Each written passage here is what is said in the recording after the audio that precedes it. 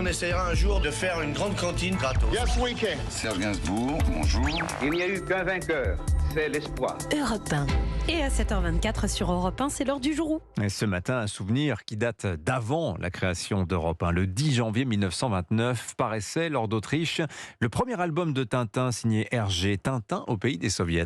Oui, ce jour-là, le 10 janvier 1929, on annonce les aventures d'un reporter appelé Tintin et de son fox terrier Milou, peut-être tiré du surnom d'une amourette perdue d'Hergé. Dans le premier album, en envoyant son reporter au pays des soviets, Hergé veut dissuader les jeunes lecteurs qui pouvaient être à l'époque fascinés par le régime bolchevique et Staline. Milou, je vais profiter de l'obscurité pour mettre mon projet à exécution. Et puis Tintin, avec sa houppette rebelle, sa mentalité de boy scout et son côté aventurier, ira ensuite au Congo belge, en Amérique et en Orient dans les cigares du pharaon. Hergé disait « Tintin, c'est moi ». Le dessinateur est invité sur Europe 1 en 1964. Oui. Tintin, comment vous est venu ce nom? Je n'en sais rien, il fallait quelque chose de sonore et pourquoi le petit chien, toujours avec lui? parce qu'il n'est pas bon que l'homme soit seul. Hein. Et est-ce que Tintin se mariera un jour dans un... Non, je ne crois pas, non. Et pour le capitaine Haddock, Hergé a trouvé l'inspiration dans son entourage. Qui est-ce qui ose s'en prendre au capitaine Haddock? Le capitaine Haddock rassemble quand même pas mal de caractéristiques de certains de mes amis.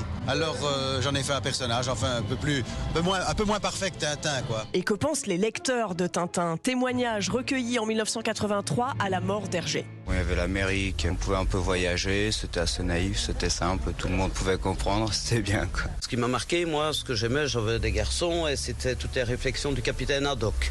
Les injures. Les injures du capitaine Haddock qui étaient dans la bouche de mes enfants. 1000 milliards de 1000 tonnerres de Brest, 1000 milliards de 1000 sabords. Tintin a aussi inspiré le cinéaste Steven Spielberg. En 2011, le réalisateur est à Paris pour présenter son film Le secret de la licorne. Et il s'excuse presque d'avoir découvert Tintin sur le tard, à l'âge de 30 ans. Je me suis senti comme un enfant quand j'ai lu Tintin. J'étais emporté dans une aventure magique mais en même temps réaliste. Ce n'était pas un monde de super-héros. Non, on était bien dans notre monde réel. C'est ce qui m'a attiré chez Tintin, ce n'est pas un Superman. Et qu'est-ce qu'on apprend dans Tintin finalement? Que le terrain de jeu c'est la terre entière, qu'il y a des méchants et qu'on va gagner contre les méchants grâce aux amis. Ah, ce générique.